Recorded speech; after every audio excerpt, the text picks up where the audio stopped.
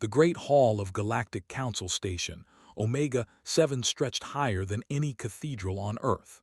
7 massive thrones surrounded a central platform where Ambassador Park stood alone. Her hands trembled as she held the data pad containing humanity's future. Captain Minu watched from the observation deck above.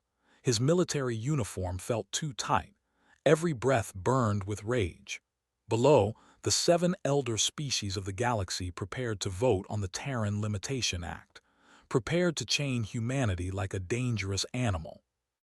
"They fear us," whispered one beside him. The engineer's dark eyes reflected the holographic displays floating throughout the chamber.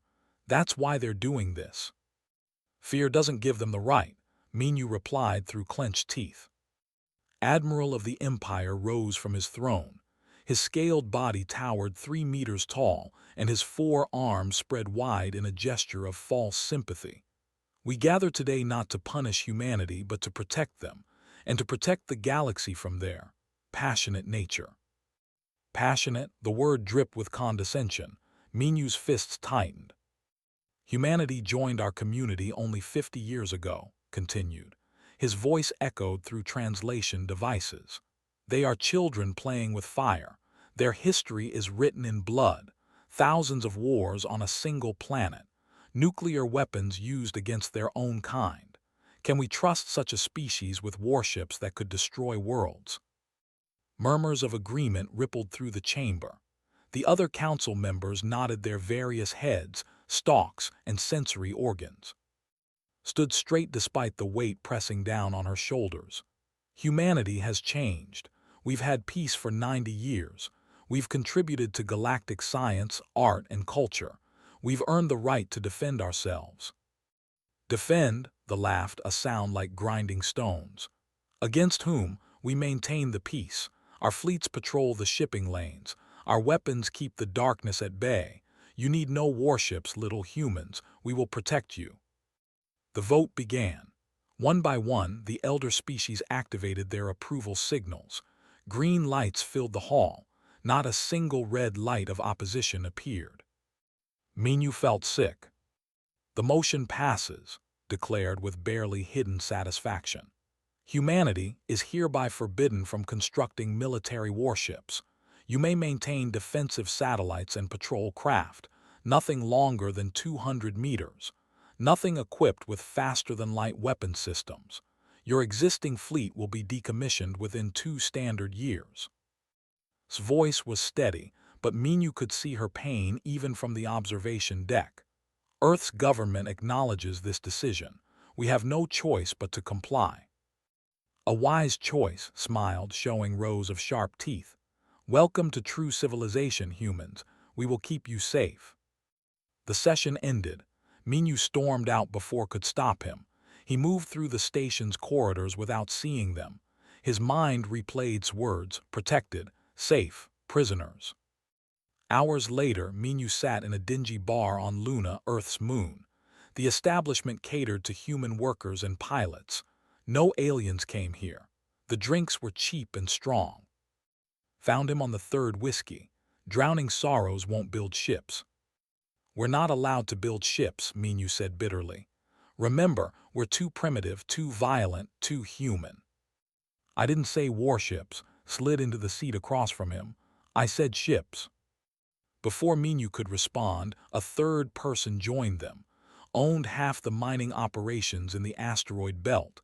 His family had turned rocks into fortune. He said, ordering a drink with a gesture. "Interesting day at the council." "You watched?" Minu asked. "Everyone watched," replied. "Humanity's humiliation broadcast across the galaxy, but I saw something else. I saw opportunity." Minu stared at him. "Opportunity? They just stripped us of our sovereignty. We're defenseless." "Are we?" Leaned forward. "Let me ask you something, Captain. What's the difference between a warship and a mining vessel?" "Everything," Minu said. "Weapons, armor, power systems." "Intent," interrupted quietly. "The difference is intent." Smiled. "My mining ships travel to the belt, far from prying eyes. They're large. They have powerful engines for moving asteroids. They have reinforced hulls for working in debris fields. They have mass drivers for launching ore containers at high speed. He paused. Tell me, Captain, what if we built a mining ship that was simply very, very robust? Understanding dawned in Minu's eyes. That's insane. That's necessary, corrected. The treaty forbids warships. It says nothing about industrial vessels. If we happen to design a mining platform with excessive structural integrity, powerful propulsion, and equipment that could theoretically be repurposed, well, that's just good engineering. His hands moved, sketching invisible designs in the air. Modular construction. Each component looks legitimate separately. Is just a mass driver. A fusion drive is just a drive. Armor plating is just hull reinforcement for dangerous work environments. You're talking about building a warship in secret, Minu said slowly. If they catch us, they'll do more than decommission our fleet. They'll make an example of Earth. If we do nothing, said, we're sheep waiting for wolves. Didn't limit us out of kindness. He did it out of fear. And fearful people are dangerous. How long before protection becomes occupation? How long before they decide humanity needs direct supervision? Minu looked between them, an engineer with fire in his eyes, an industrialist with resources beyond measure, and himself, a military officer with nothing left to command. This would take years, he said. Resources, people. We'd need thousands of workers who could keep secrets. We'd need materials, construction facilities, a crew. I have 3 hollowed asteroids in the belt, said, far from shipping lanes, minimal traffic. I can divert resources through legitimate purchases, scatter them across 1,000 transactions. I can design it, added, something they've never seen, something human, fast, mean, and smart enough to punch above its weight. They both looked at Minu. He thought of his face as she signed humanity's surrender. He thought of his mocking smile. He thought of every human who'd fought and died to bring their species to the stars, only to be told they weren't good enough to stand as equals. We'll need a name, Minu said finally. Grinned, I've already got one. We'll call her Invincible. Because she'll be unbeatable? Asked. No, Minu said, a dangerous smile crossing his face. Because they said we couldn't build her, and we're going to prove them wrong. The 3 men touched their glasses together. Outside the bar's window, Earth turned slowly in the void. Beautiful, vulnerable, waiting. The galaxy had made its choice. Now humanity would make theirs. Somewhere in the distant dark, in a hollowed asteroid far from civilized space, humanity's defiance would take shape. Steel and fire, courage and rage. A ship built not for permission but for survival. The Invincible was coming. 6 months after the treaty, construction began in the darkness beyond Neptune. Floated in zero gravity, watching welding torches paint stars across the metal skeleton. She was 28 years old and the youngest lead engineer in human history. One had chosen her personally for Project Invincible. The keel is laid, she reported into her communicator. Frame sections 1 through 12 are complete. Good, his voice crackled back. Remember, if anyone asks, we're building modular mining components, nothing more. Smiled inside her helmet. Modular mining components. Each piece looked innocent alone. Put them together and they formed the spine of a warship 3 kilometers long. The asteroid designated KB-77 had been hollowed out over 2 years. Officially, his company mined it for rare metals. Unofficially, it became humanity's secret shipyard. The asteroid's shell hid everything inside from scans and sensors. Workers arrived in small groups, transported on civilian cargo ships. They signed contracts for mining operations. They didn't know the truth until they entered KB-77 and saw what they were really building. Then they had a choice: join the conspiracy or stay inside until the project finished.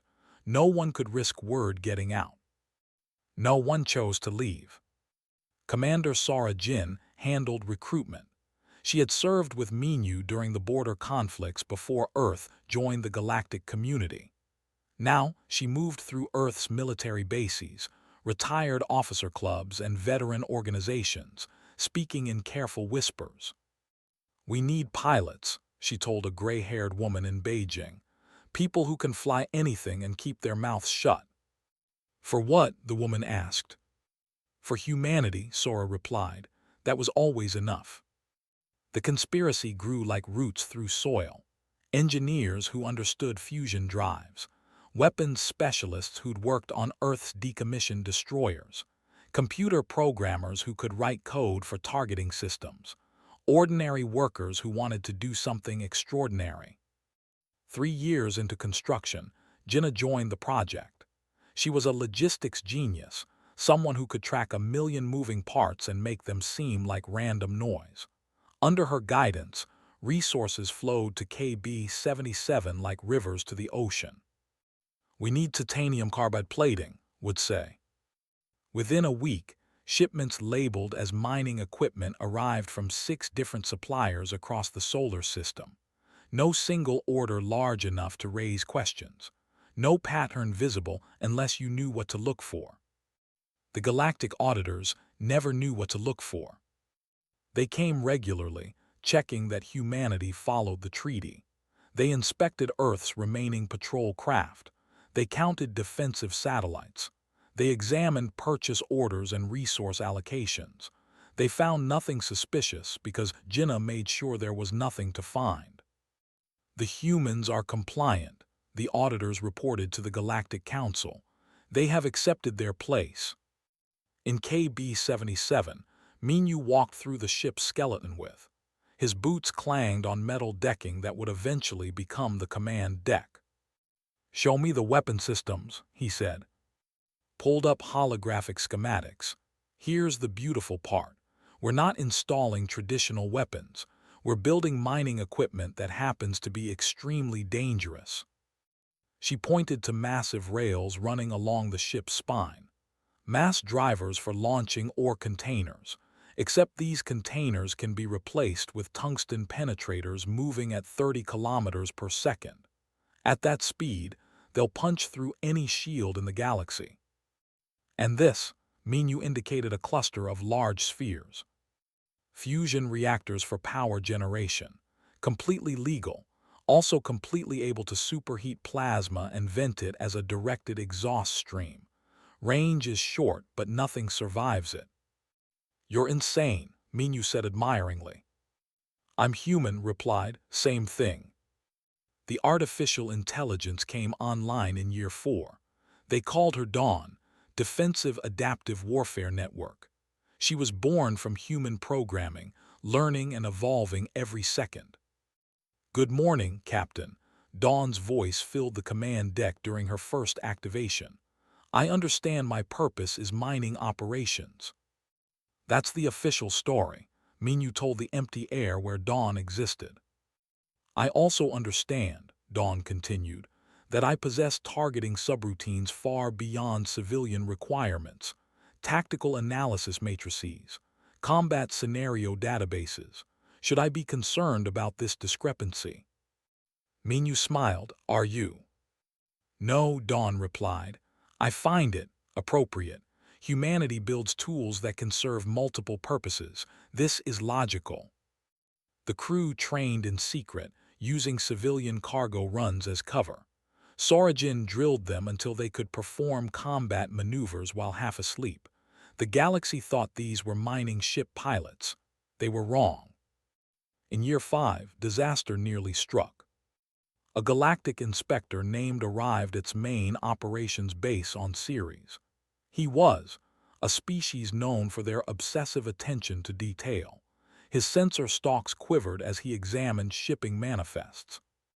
"These numbers don't match," he said, pointing at his data pad. "You're showing raw material extraction, but your transport logs indicate less cargo moving to processing facilities than extracted. Where is the difference going?" Jinnah stood beside him, her face calm. "Stockpiling. Market prices fluctuate. We hold inventory in asteroid depots until prices improve." Show me these depots. Of course. Jenna took him on a tour of 3 different asteroids, all holding exactly what she claimed. She'd prepared for this moment, maintaining real stockpiles that justified her numbers. Stalks waved in satisfaction. He never saw KB-77. It wasn't on any official maps. On Earth, Park navigated an equally dangerous game. She was now Secretary General of the United Nations, the public face of humanity's compliance. She attended galactic functions, smiled at species who'd voted to chain her people, and pretended gratitude for their protection. In private, she ran interference. When auditors requested surprise inspections, she delayed them with bureaucratic complications. When council members asked about human resource allocation, she buried them in boring statistics. She played the role of the obedient junior species perfectly. How do you stand it? Minyu asked during one of his rare visits to Earth. They stood in her office overlooking Geneva, stared at the mountains in the distance. I imagine their faces when they learn the truth. That gets me through the days. Year 6 brought completion. The Invincible floated in KB-77's hollow interior, massive and deadly. Her hull was dark gray, covered in heat-resistant tiles that made her nearly invisible against the void. 3 kilometers of human defiance. And stood on the observation platform, watching final systems come online. She's beautiful, whispered. She's necessary, corrected. Every civilization needs a sword, even if they hope never to use it. Minyu assembled the crew in the main hangar. 2,000 people who'd given years of their lives to this moment. They looked at him with exhaustion and pride. What we've done, he told them, is technically illegal. We've violated the treaty. We've built something we were forbidden to build. If discovered, Earth will face consequences. He paused, looking at each face. But we've also done something else. We've proven that humanity bows to no one. We don't ask permission to exist. We don't wait for others to grant us dignity. We take it. We earn it. We build it with our own hands. The crew stood silent. The Invincible is finished, Minyu continued. But she's not a warship. She's a promise. A promise that humanity will never be helpless again. Whether we ever have to use her or not, she exists. And that changes everything. Applause echoed through the hangar. People embraced. Some cried. They'd done the impossible. Then Dawn's voice cut through the celebration, cold and urgent. Captain, long-range sensors detect an anomaly. Unknown ships entering galactic space from the void beyond. They're moving fast and destroying everything in their path. The hangar fell silent. Minyu's blood turned to ice. How many ships? Initial count suggests thousands, Dawn replied. The Galactic Council's outer defense fleets are engaging them now.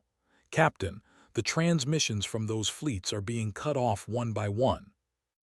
Minyu looked at his crew. They looked back with grim determination. The Invincible had been built as insurance. None of them thought they'd need it so soon. All crew to stations, Minyu ordered. Prepare the ship for departure. It seems we're about to find out if we built her well enough. In the void beyond the galaxy, an ancient horror stirred. The Devourers had arrived. The first colony to die was Horizon's Gate, a settlement on the galactic rim. 5 million souls lived there. The Devourers swept through in less than an hour. When the Council's rescue fleet arrived, they found nothing but debris and silence. Minyu watched the reports flood in from the command deck of the Invincible. The ship still hid in KB-77, but every screen showed the same nightmare. The enemy moved like locusts, consuming everything. Their ships were organic, grown rather than built, and they adapted to every weapon fired at them. The Council's second fleet has engaged the enemy at station, Dawn reported. Her voice remained calm, but Minyu heard the strain in her processing. She was analyzing battle data, learning from every engagement. They're not doing well. The tactical display showed it clearly. Warships, the pride of the galactic military, were being torn apart. Their shields meant nothing. Their weapons barely scratched the organic hulls of the Devourer vessels. "How long before they reach Earth?" asked Sora Jin. She stood beside Minyu, watching their world's possible death approach. "At current speed, 6 weeks," Dawn calculated, "unless the Council fleet stop them." "They won't," Minyu said quietly. "Look at the battle reports. Every fleet that engages them dies. The galaxy's best weapons are useless." A priority transmission came through, marked with the Galactic Council's seal. Minyu accepted it. Admiral's face filled the screen. The Proud looked haggard, his scales dull with stress. "This message is for all member species," said. His voice lacked its usual arrogance. "We are facing an extinction-level threat. The enemy is designated as the Devourers. They come from dark space beyond our galaxy. Their goal appears to be the consumption of all biological matter." He paused, and Minyu saw something in his eyes he'd never expected to see: fear. "All member species are ordered to mobilize every available combat vessel. We must present a united front." His voice cracked slightly. "This includes humanity. Despite the Terran Limitation Act, Earth is authorized to deploy any and all defensive assets immediately." The transmission ended. The weapons officer laughed bitterly. "Oh, now they want our help. Now that they're dying, suddenly we're allowed to defend ourselves." "Ironic, isn't it?" said from the engineering station. "They forbid us from building warships. Now they're begging us to fight." Minyu sat in the captain's chair, staring at the tactical display. Earth had perhaps 24 patrol craft. The Galactic Council didn't know about the Invincible. If he revealed her now, the consequences would be severe. Treaty violations during wartime. Humanity could face sanctions, occupation, or worse. If he didn't reveal her, billions would die, maybe trillions. "Captain," Sora prompted. Minyu made his decision. "Take us out of the asteroid, plot a course for the front lines." "Sir, if we reveal the ship now," Sora began. "I know the risks," Minyu interrupted. "I also know that we didn't build the Invincible to hide her. We built her for exactly this moment." The crew moved with practiced efficiency. Massive engines powered up, their fusion drives lighting the darkness inside KB-77. The asteroid's outer shell opened, sections of rock sliding apart to reveal the hidden shipyard within. The Invincible emerged into open space for the first time. She was magnificent, 3 kilometers of human engineering and human will. Her dark hull seemed to swallow light. Weapon ports lined her flanks, each one disguised as mining equipment. She moved with surprising grace for something so massive. "All systems green," reported. "Fusion drives operating at maximum efficiency. Weapon systems ready." "Communications," Minyu ordered. "Broadcast on all frequencies, galactic standard." A pause, then, "Channel open, sir." Minyu took a breath. "This is Captain Minyu of the Terran vessel Invincible. We are broadcasting to all galactic forces. We are moving to engage the Devourers at Prime." Silence followed. Then the communications panel exploded with incoming transmissions. Confusion, shock, anger. Admiral's face reappeared on the screen, his expression twisted with rage. "What is this? You violated the treaty. You built a warship in secret. This is an act of..." "An act of survival," Minyu cut him off. "You can arrest me after we save your planet. Invincible out." He closed the channel. Sora was grinning, checked her weapons, muttered calculations under her breath. They were all terrified and exhilarated at once. The Invincible jumped to faster-than-light speed, crossing the distance to Prime in hours instead of weeks. When they emerged, Minyu's breath caught. The battle was carnage. Devourer ships swarmed around the planet like insects around a dying beast. The home fleet fought desperately, but they were losing. Hundreds of organic enemy vessels descended toward the planet's surface where 6 billion waited. "Dawn tactical analysis," Minyu ordered. Enemy ships use adaptive bioarmor, Dawn replied. They absorb energy weapons and reconfigure to resist kinetic impacts after first exposure. However, I detect a pattern. They require approximately 4 seconds to adapt to new threats. 4 seconds, repeated. That's not much time. It's enough, Minyu said, if we don't give them the same threat twice. He stood, moving to the tactical display. Here's what we do. We hit them with fire first, pure kinetic energy, nothing fancy. That gets their attention. Before they adapt, we switch to plasma streams. Before they adapt to that, we use the point defense lasers. We keep changing, keep them off balance. Captain, Sora said carefully, we're one ship. There are hundreds of enemy vessels. Then we'd better be good, Minyu replied. Target the ships closest to the planet. We need to break their attack formation. I need everything you can give me from the engines. Dawn, coordinate point defense. Nothing gets through our shields. Understood, they replied in unison. The Invincible dove into the battle. Minyu felt the ship come alive beneath him, every system working in perfect harmony. This was what they'd built her for. Firing announced. Tungsten penetrators launched at relativistic speed. They struck devourer ships like the fist of an angry god. Organic hulls shattered, spraying fluids into the void. 10 ships died in the first salvo. The devourers turned toward this new threat. They swarmed toward the Invincible like angry wasps. Their bioarmor began to shift, adapting to resist kinetic impacts. Switching to plasma, called out. The fusion drives vented superheated plasma in controlled streams. The devourers ran directly into walls of nuclear fire. Their shields failed. Their hulls burned. 20 more ships died screaming. They're adapting to plasma, Dawn reported. Heat resistance increasing. Lasers go, Minyu ordered. Point defense systems designed to shoot down missiles now targeted enemy ships. Coherent light carved through adapted hulls before they could compensate. 30 ships became expanding clouds of organic debris. The Invincible moved through the enemy formation like a dancer through flames. She twisted, dove, and rolled, never staying in one place. The Devourers tried to swarm her, but human unpredictability was their downfall. They couldn't adapt to chaos. Flagship is signaling, Sora reported. They're asking how we're doing this. Tell them to focus on evacuation, Minyu replied. We'll handle the enemy.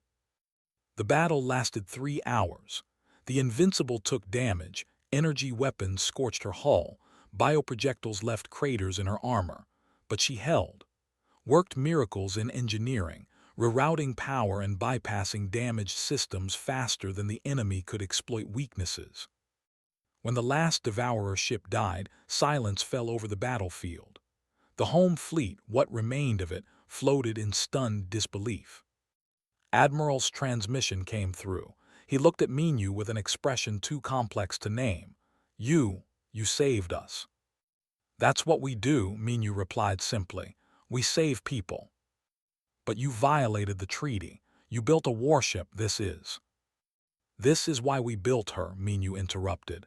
Your fleets couldn't stop them. Your weapons were useless. You needed us and we answered. So you can be angry about the treaty, Admiral. You can threaten sanctions and trials. But first, you need to answer one question. Waited. What's coming next? Minyu asked. Because this was just their vanguard. Dawn counted over 3,000 Devourer signatures in deep space moving this way. This battle was nothing. The real war hasn't even started. Space went pale, 3,000. At minimum, Dawn confirmed, possibly more. The Admiral looked at Minyu with new eyes. What do you propose? We fight together, Minyu said. As equals, not as senior and junior species, not as protectors and protected, as equals. A long pause, then nodded slowly. I will bring your proposal to the Council. Do that, Minyu said. And Admiral, tell them humanity doesn't ask for permission anymore. We built the Invincible without your approval. We'll fight this war with or without it, but we'd rather fight together." The transmission ended. Minyu sank into his chair, exhaustion finally hitting him. "Sir," said quietly, "did we just start a revolution?" Minyu smiled tiredly. "No, we just proved we were right to build this ship." Outside, the stars waited. Somewhere in the darkness, thousands of Devourer vessels approached. But for the first time since the treaty was signed, Minyu felt something he hadn't felt in years. Hope. The emergency session of the Galactic Council lasted 17 hours. Minyu wasn't invited, but Park represented Earth. She stood before the 7 elder species and didn't bow. "You want us to forgive the treaty violation," said. "It wasn't a question." "I want you to survive," replied. "The treaty is irrelevant now. You wrote it when you thought you were the strongest force in the galaxy. You were wrong." The representative's sensor stalks quivered with agitation. "The humans deceived us, built a warship in secret. How can we trust them?" "You can't," said simply. "Trust is earned, but you can use us. The Invincible is the only ship that's fought the Devourers and survived. You need what we know." The vote came down to survival versus pride. Survival won, but barely. The Galactic Council granted humanity emergency military authority. The Terran Limitation Act was suspended. Earth could build, deploy, and command warships without restriction. In exchange, humanity would share everything they'd learned about fighting the Devourers. "They'll hate us for this later," told Minyu over a secure channel. "When the war is over, they'll remember we forced their hand." "If there is an after the war," Minyu replied, "they can hate us all they want. At least they'll be alive to do it." The Invincible became the flagship of the Coalition Defense Fleet. It was a strange title for a ship that wasn't supposed to exist, commanded by a captain who'd violated galactic law. But desperation makes for odd alliances. Minyu's first meeting with the other fleet commanders went poorly. "You expect us to follow human tactics?" a captain demanded. Her crystalline body pulsed with indignation. "We have fought wars for 10,000 years. Your species barely knows how to navigate between stars." "Your 10,000 years of experience," Minyu said carefully, "got your ships torn apart. Maybe it's time to try something new." Attended the meeting despite his wounds from Prime. His flagship had been destroyed in the battle, and he'd barely escaped with his life. "The human speaks truth. Our conventional tactics failed. We must adapt or die." Supporting a human, the galaxy was changing. Minyu shared combat footage from the battle. Commanders watched as the Invincible danced through the enemy formation, never using the same weapon twice, never giving the Devourers time to adapt. "This is chaos," the captain complained. "There's no formation, no discipline, no order." "Exactly," Minyu said. "The Devourers expect order. They adapt to patterns, so we give them chaos. We hit them from unexpected angles. We use weapons in ways they're not designed for. We make it up as we go." Commander Lee, Minyu's first officer, stood and activated another hologram. It showed a Devourer ship's internal structure. "We've been studying the wreckage. These things are biological computers. They learn and adapt extremely fast, but they have one weakness: they can't predict illogical behavior." "Humans excel at illogical behavior," Sora Jin added with a slight smile. The commanders didn't appreciate the humor, but they couldn't argue with results. Won and worked with alien engineers to retrofit the surviving fleet ships. It was difficult. Alien engineering was elegant, efficient, and completely rigid. Human engineering was messy, redundant, and adaptable. "You put 3 backup systems for everything," an engineer complained while examining the Invincible's design. "This is wasteful." "This is survival," corrected. "When System 1 fails in combat, you need System 2. When that fails, you need System 3. Elegance doesn't matter if you're dead." They installed human weapons on alien ships. Results were mixed. A cruiser tried to fire and nearly tore itself apart from the recoil. A frigate's crystalline structure couldn't handle the heat from plasma venting. The ships weren't designed for such brutal weaponry. "It's not working," admitted Taminu. "Their ships are too specialized, too refined. They can't handle the stress of aggressive tactics." "Then we teach them to fight differently," Minu decided. "Not every ship needs to fight like the Invincible. We just need them to be unpredictable enough to survive." He spent weeks training alien captains, teaching them to think like humans, creatively, desperately, angrily. Some got it, many didn't. Captain O was the exception. She commanded Earth's patrol craft Horizon and proved to be a tactical genius. During a simulation, she used her ship's sensor array as a weapon, overwhelming a Devourer ship's biological sensors with feedback until it flew straight into an asteroid. "That was beautiful," Minu told her afterward. "That was illegal according to standard combat doctrine," she replied. "The manual says sensor arrays are defensive equipment only." "The manual didn't account for fighting bioships," Minu said. "You saw an opportunity and took it. That's what we need more of." The first coordinated battle came at 3 stars, a system with a vital supply depot. The Devourers sent 200 ships. The Coalition sent 300, including the Invincible. The High Command wanted to engage in standard battle formation. The Invincible in the center, other ships arranged in defensive spheres around supply lines. "That's suicide," Minu argued during the planning session. "The Devourers will adapt to our formation in minutes. We need to stay fluid, keep moving." "We cannot coordinate 300 ships without proper formation," the Admiral insisted. "Your chaos tactics might work for one vessel, but not for a fleet." The argument escalated, finally intervened. "Captain has earned the right to be heard. What do you propose?" "Small groups," Minu said. 10 ships maximum per squad. Each squad operates independently. We give them objectives, not orders. Let them figure out how to accomplish their goals. The Devourers won't be able to predict 300 ships all doing different things." "That's insane," the Admiral said. "That's human," replied. He looked tired, older. The war was aging everyone. "We try its way. If it fails, we die. If we do it your way, we also die, but slower." The Battle of 3 Stars became a case study in controlled chaos. The Coalition fleet broke into dozens of small groups, each attacking from different vectors.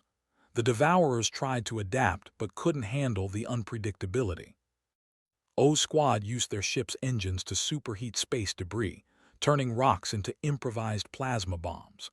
A squad discovered that their crystalline hulls could focus laser fire like giant lenses, multiplying their power. Lee led a suicide run that drew half the enemy fleet away from the depot, then jumped to faster-than-light speed at the last second, leaving the Devourers confused and vulnerable. The Invincible anchored the defense, appearing wherever the battle turned desperate. Minu kept his ship moving, never staying in one place, always hitting the enemy where they least expected. The Coalition won, barely. 200 Devourer ships destroyed, but 80 Coalition vessels were lost. The casualty count was devastating, tens of thousands dead. But they'd won, that mattered. In the aftermath, Minu visited the wounded.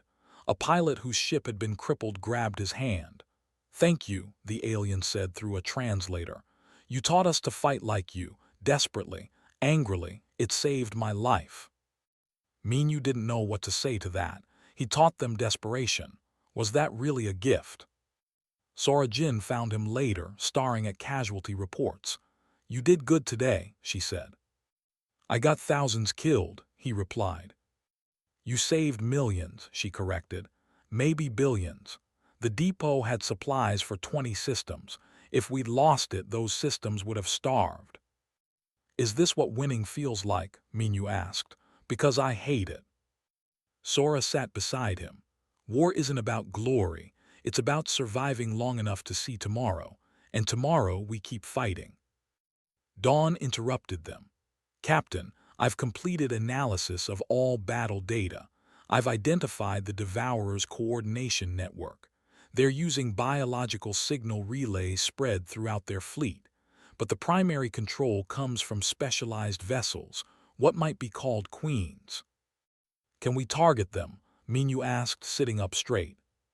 Theoretically, but the queens are protected deep within the main swarm. 3,000 ships, remember.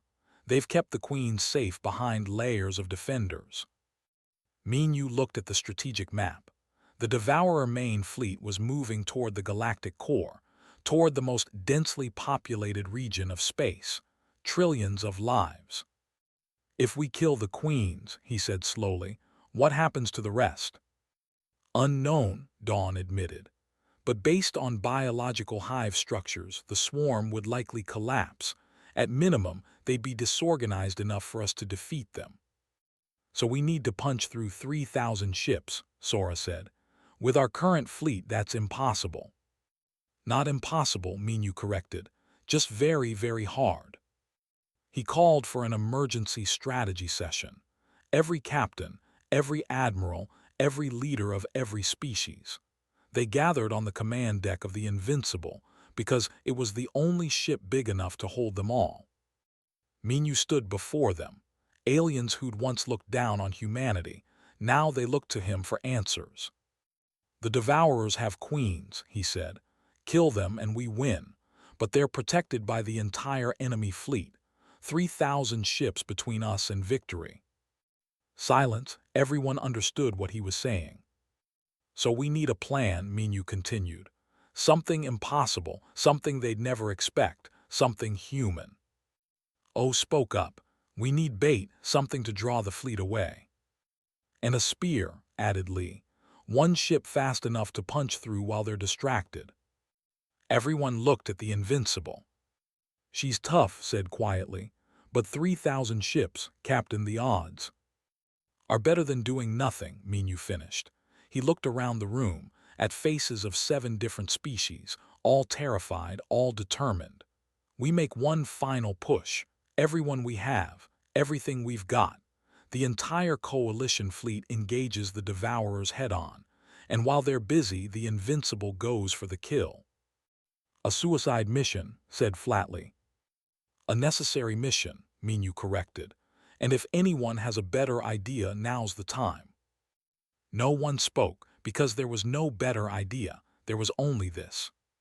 The final battle was coming, and humanity's impossible ship would lead the way. The galactic core glowed like a jewel in the darkness. Trillions of stars packed close together, orbited by billions of worlds. More life existed in this region than anywhere else in the galaxy. It was beautiful. The Devourers were 3 days away.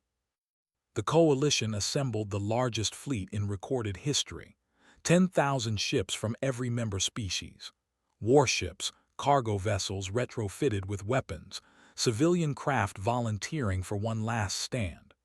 Earth contributed everything it had, the Invincible, O's squadron, and every patrol craft that could still fly. It wasn't enough, everyone knew it, but they came anyway. Minyu stood on the command deck, watching ships arrive through the viewport.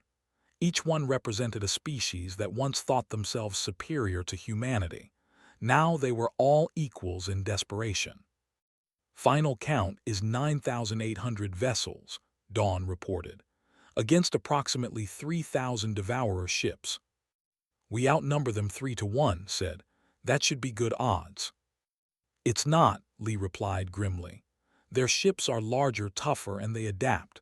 Numerical advantage won't save us. Which is why we're not relying on numbers, Minyu said. We're relying on surprise. Park's face appeared on the communication screen. She'd come personally, commanding the newly built Earth dreadnought Defiance. It wasn't as large as the Invincible, but it was mean and carried enough firepower to crack a planet. The Council has approved the plan, said. Officially, this is insane. Unofficially, it's our only chance. How are you doing? Minyu asked. He could see the weight on her shoulders. I'm terrified, she admitted. I'm sending people to die, including you probably. Probably, Minyu agreed. But if we pull this off, you'll be the chancellor who saved the galaxy. That's a hell of a legacy. I'd rather have my friends alive, said quietly. Then she straightened. Give them hell, Captain. The Devourers arrived like a tide of darkness. 3,000 organic ships, each one massive and terrible. They moved in perfect coordination, a swarm with one terrible mind. The Coalition fleet spread across space in a thin, defensive line. It looked impressive until you compared it to the enemy. The Devourers were condensed, concentrated, unstoppable. All ships, this is Captain, Minyu broadcast across every frequency. Today we make our stand, not as separate species, not as competitors, as one people defending our home. The galaxy is counting on us. Our families are counting on us. So let's show these things what happens when you threaten our worlds. He paused, then added, and remember, fight dirty. The battle began. The Coalition fleet surged forward, breaking into their practice small groups. They hit the Devourers from every angle, never giving them a stable target. Plasma fire lit up the void. Rounds crossed the distance at impossible speeds.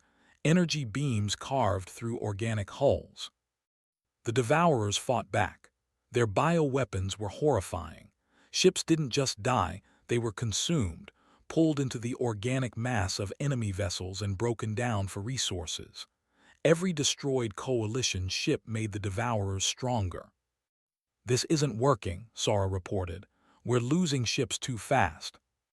We just need to keep them busy, Minyu said. How's the ship? All systems optimal, replied from engineering. Ready for the run. Then let's go. Minyu took a deep breath. Dawn, plot the fastest course through the enemy fleet to the Queen Cluster. Don't worry about safety, just speed. Course plotted, Dawn said. Captain, this route has a 93% probability of catastrophic damage. I'll take those odds, Helm, punch it.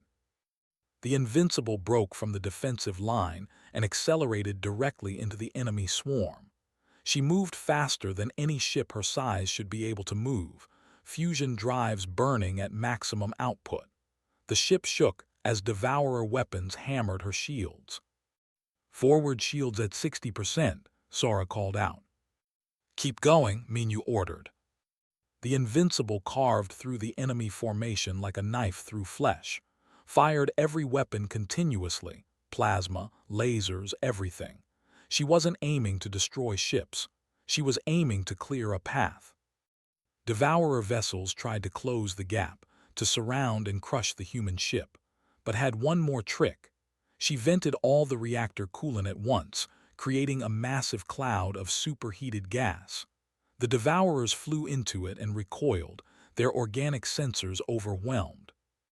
That bought us 30 seconds, reported, but now we're running hot, really hot. Hull temperature critical, Dawn warned. Recommend reducing speed. Negative, Minyu said. We slow down, we die, keep pushing. Behind them, the Coalition fleet pressed their attack with desperate fury. O Squadron used their ships as projectiles, ramming Devourer vessels at relativistic speed before teleporting their crews out at the last second. Commanding from a backup flagship, led a battle group in a suicidal charge that destroyed 50 enemy ships at the cost of his entire wing. Park's Defiance anchored the center, its human-designed weapons tearing through Devourer formations. She broadcast encouragement to every ship. Hold the line. Give the Invincible time. The Invincible punched deeper into the swarm. The ship groaned under the stress. Hull plating buckled. Systems failed. Crew members fought fires and electrical explosions. Forward shields gone, Sora reported, taking direct hits to the hull. Minyu felt every impact like a punch to his gut, but ahead, through the chaos and death, he could see them. The Queens. Massive vessels 3 times the size of normal Devourer ships, pulsing with bioluminescent light, the heart of the swarm.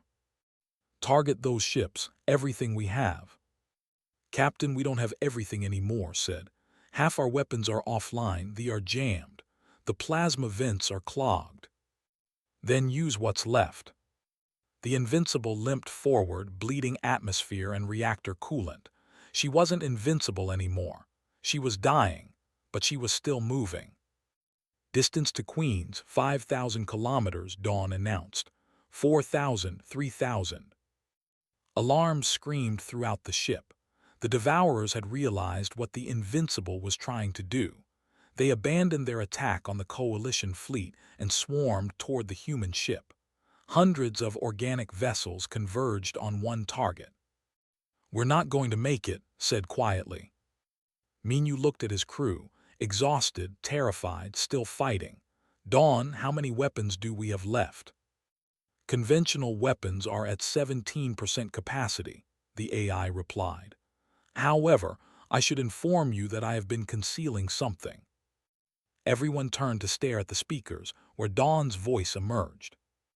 "During construction," Dawn continued, "I took the liberty of building a weapon without authorization.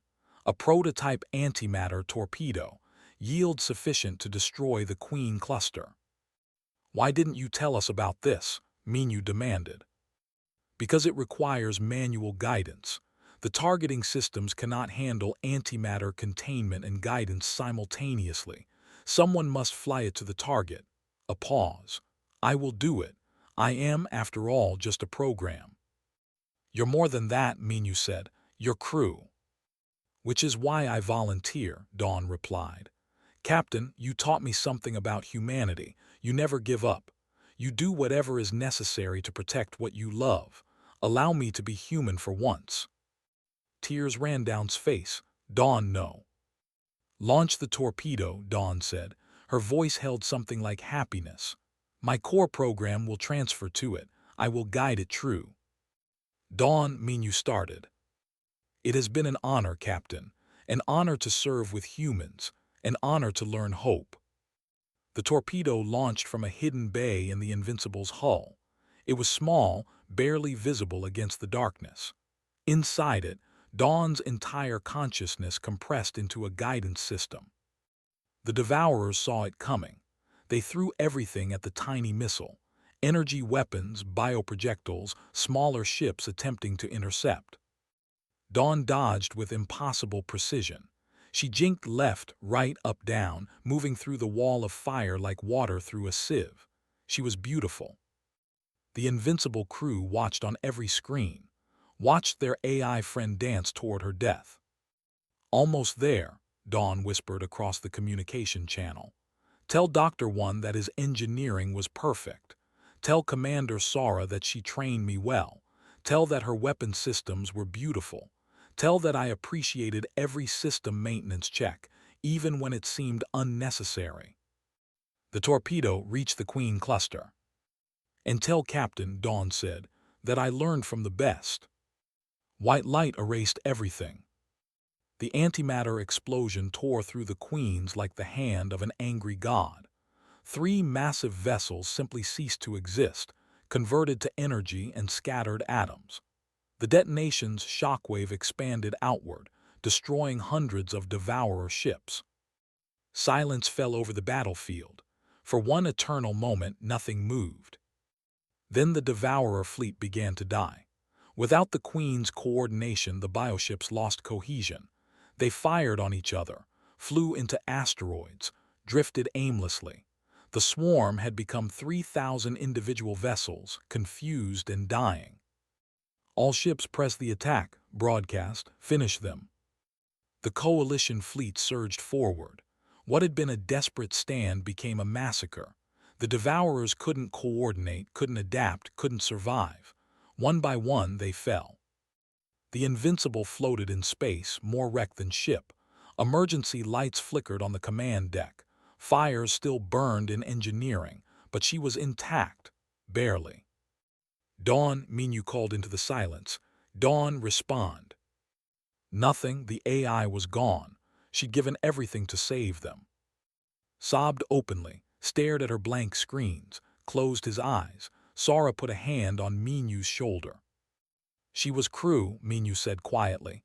"She was human where it mattered." The battle ended 3 hours later. The Devourer fleet was destroyed. The galaxy was saved. But the cost was terrible. 4,000 coalition ships lost, hundreds of thousands of lives, and one AI who chose to be a hero. 5 years later, Minu stood in orbit around Earth, looking up at the Invincible. The ship had been too damaged to fully repair. Instead, they'd preserved her as a monument, a massive orbital museum where people could walk through the corridors where history had been made.